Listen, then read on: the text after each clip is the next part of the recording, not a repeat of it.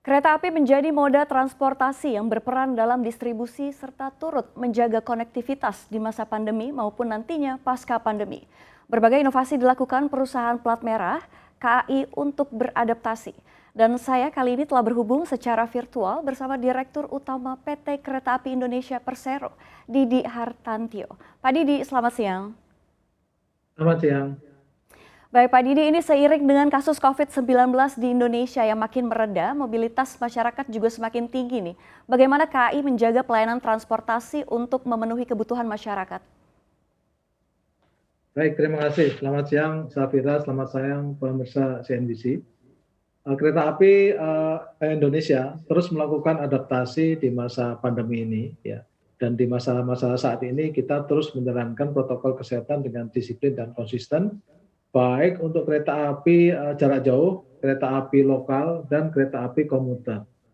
Dan masa-masa sekarang ini terus kami lakukan dengan baik ya, dan kepada para pelanggan kami, para penumpang kami, untuk kereta api jarak jauh kami menyediakan health tickets ya, yang isinya masker dan sanitizer. Kemudian juga kami menyediakan fasilitas rapid test antigen di seluruh stasiun untuk kereta api jarak jauh ya, yang sangat terjangkau. Kemudian juga vaksin gratis kepada para penumpang itu dalam rangka untuk masa-masa pandemi ini. Demikian. Baik, ini seperti apa strategi transisi pelayanan transportasi kereta api dari pandemi menuju endemi, Pak Didi? Ya, jadi kalau kita lihat perkembangan kondisi pandemi COVID-19 ini di Indonesia, ini menurut saya sangat-sangat mengembirakan. Ya, setelah bulan Juli kita mengalami gelombang kedua. Saat ini pemerintah sangat concern dan hasilnya kelihatan bahwa penyebaran COVID sangat menurun, dan kereta api dalam rangka mengadaptasi ini kami menyiapkan new normal ya, di mana dengan kecenderungan pandemi akan menjadi endemi, maka protokol-protokol kesehatan itu tetap kami akan jalankan memasuki masa dan new normal.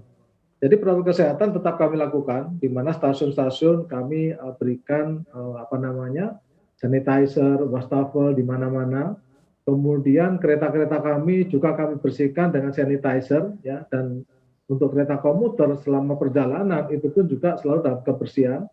Kemudian tadi tetap ya pada waktu penumpang melakukan pendaftaran registrasi di KAI Akses pembelian tiket maupun pada saat boarding, maka dengan telah terintegrasikannya antara aplikasi Peduli dan Lindungi, maka data-data para penumpang itu langsung ketangkep di KAI Akses ya, dengan integrasi Peduli Lindungi dan KAI Akses. Nah, semua ini berbasiskan IT, berbasiskan digital. Sehingga kami dengan sistem digital yang sudah maju, kami mengintegrasikan dengan aplikasi Peduli Lindungi dengan sangat mudah, sehingga terintegrasi datanya itu. Bahkan sekarang kami sudah menerapkan registrasi berdasarkan IIK. Jadi nomor induk kependudukan itu menjadi syarat pembelian tiket. Karena kami dengan menerapkan Peduli Lindungi, maka itu menjadi suatu keharusan. Inilah yang nanti akan kami lakukan terus-menerus.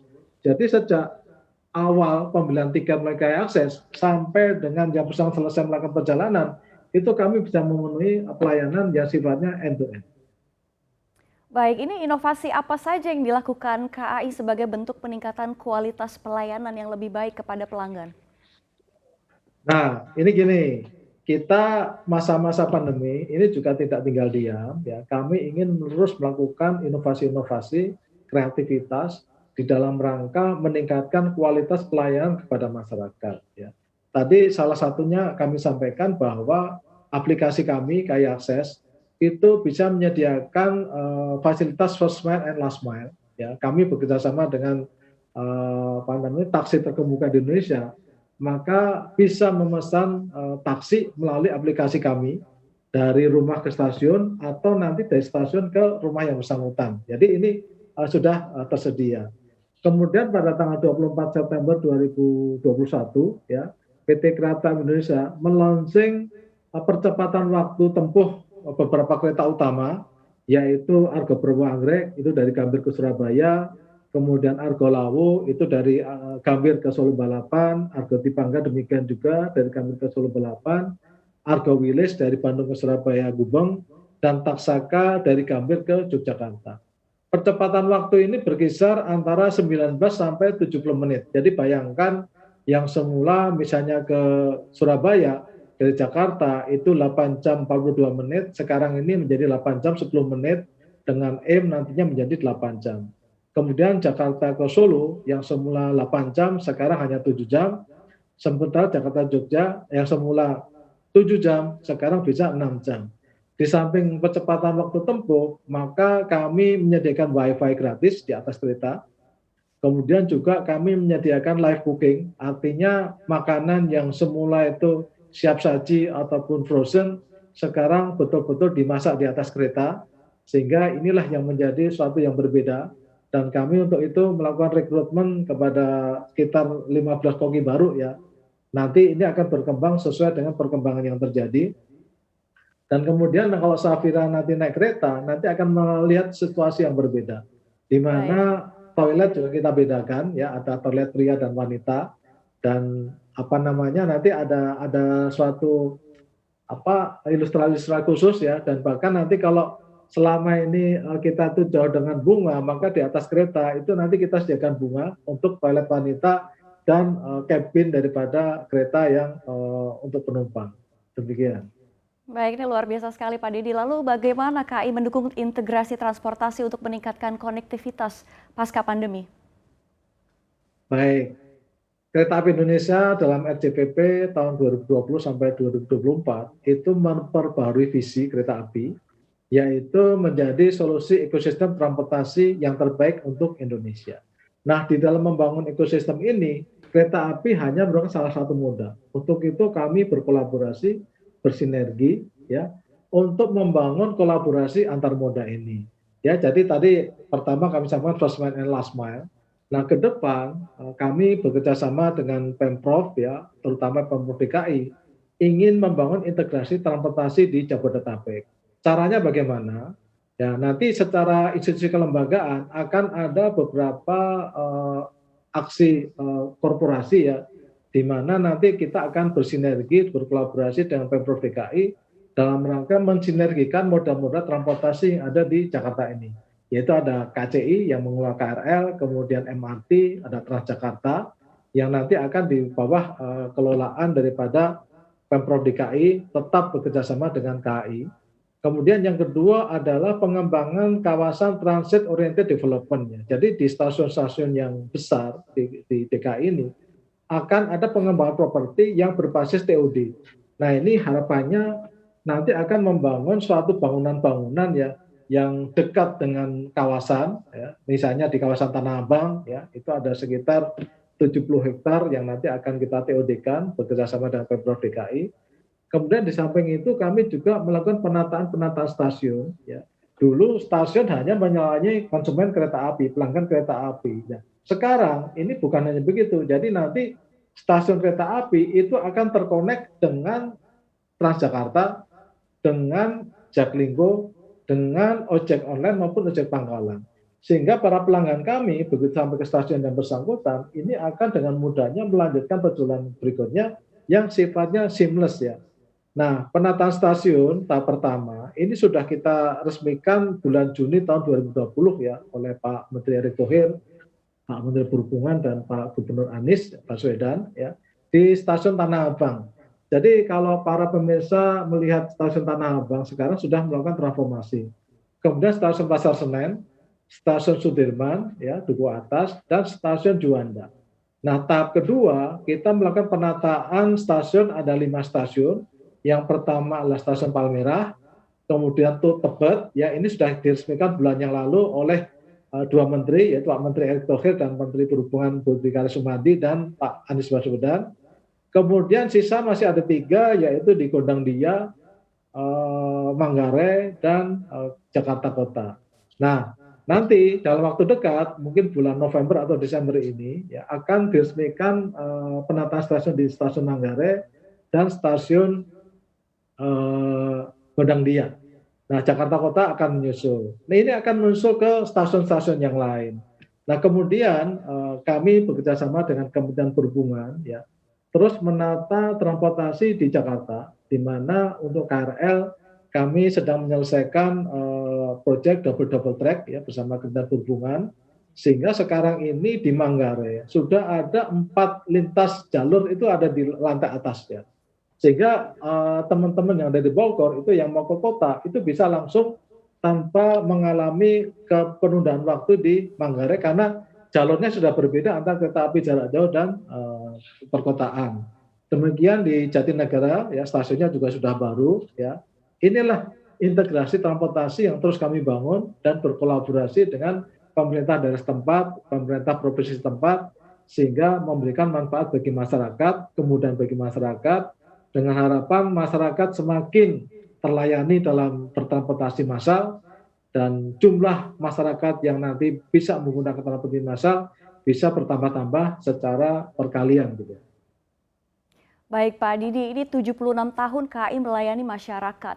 Manajemen telah menerapkan pelayanan yang lebih cepat, seperti misalnya meningkatkan kecepatan kereta api. Lalu bagaimana nih Pak Didi, KAI menjaga kualitas prasarana agar waktu tempuh lebih cepat namun tetap mengutamakan keselamatan pelanggan? Betul, persis ya. Jadi memang aspek keselamatan itu adalah bisnis kami, ya, di mana kami selalu menjaga keselamatan, ketepatan waktu, kebersihan dan kenyamanan. Itu kunci-kunci pelayanan. Nah, bagaimana kami menata, merawat kereta-kereta kami, ya? Sebetulnya kelancaran perjalanan itu ada 3 aspek ya. Yang pertama adalah aspek operasi, ya, bagaimana kami mengatur operasi dengan menyelenggarakan angkutan kereta api yang terjadwal, kemudian juga kelancaran. Kemudian yang kedua adalah perawatan prasarana, ya, prasarana perkereta apian, ya. Kita mempunyai rel sepanjang 6.000 km yang harus kita rawat. Kita punya jembatan-jembatan yang cukup banyak, ya. Nah, itu bagaimana kita merawat infrastruktur ini juga merupakan suatu kunci. Yang ketiga adalah bagaimana perawatan sarana, ya. Sarana-sarana kereta api ini juga dirawat dengan baik di balai yasa.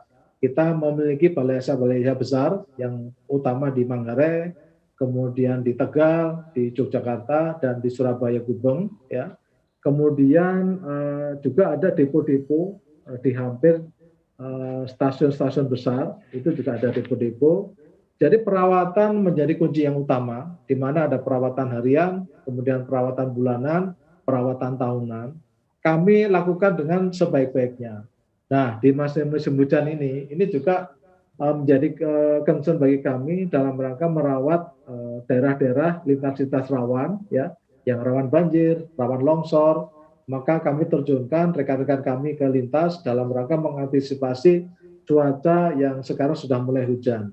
Setelah lokomotif juga demikian, kami lokomotif untuk yang lokomotif terbaru kami yang CC206, kami bekerjasama dengan manufakturnya melakukan maintenance service agreement, kemudian juga long term purchase agreement dalam rangka menjamin keandalan pasok spare parts, ya, sehingga tidak ada gangguan-gangguan yang tidak terduga.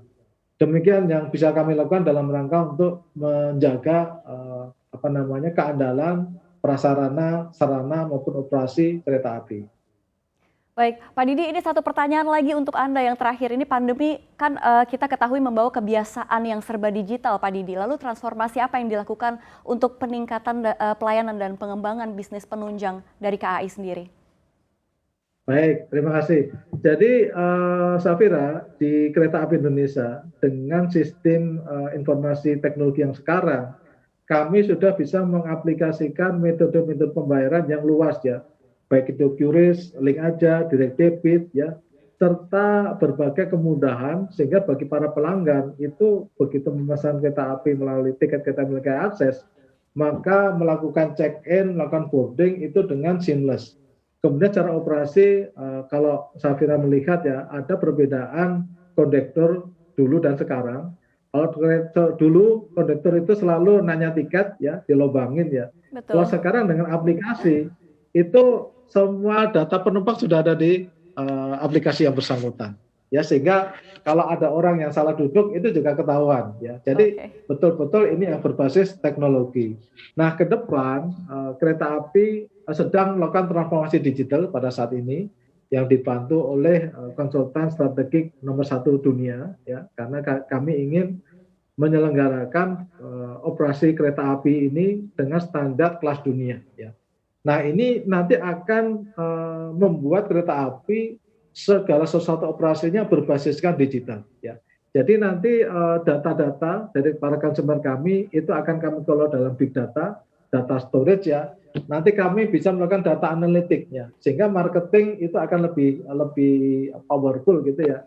Karena kami bisa langsung berhubungan dengan para customer kami yang akan menjadi lebih dekat.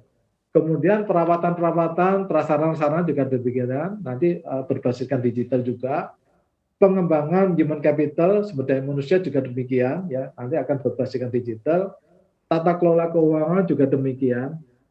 Inilah yang akan menjadi bekal kereta api untuk terus bertransformasi, dan kami ingin bangkit lebih kuat, lebih cepat dalam masa-masa pandemi ini, sehingga dalam situasi apapun kereta api akan terus adaptif, memberikan solusi, dan terus kolaborasi. Baik, terima kasih atas waktu Anda, Direktur Utama Kereta Api Indonesia Persero, Bapak Didi Hartantyo. Sehat dan sukses selalu untuk Anda. Anda kembali menyaksikan CNBC Indonesia, The Best Infra and Logistic Companies. Dan selanjutnya CNBC akan menyerahkan penghargaan kepada perusahaan-perusahaan di sektor infrastruktur dan logistik. CNBC Indonesia dengan bangga memberikan penghargaan Public Service Excellence Awards 2021 kepada PT Kereta Api Indonesia Persero.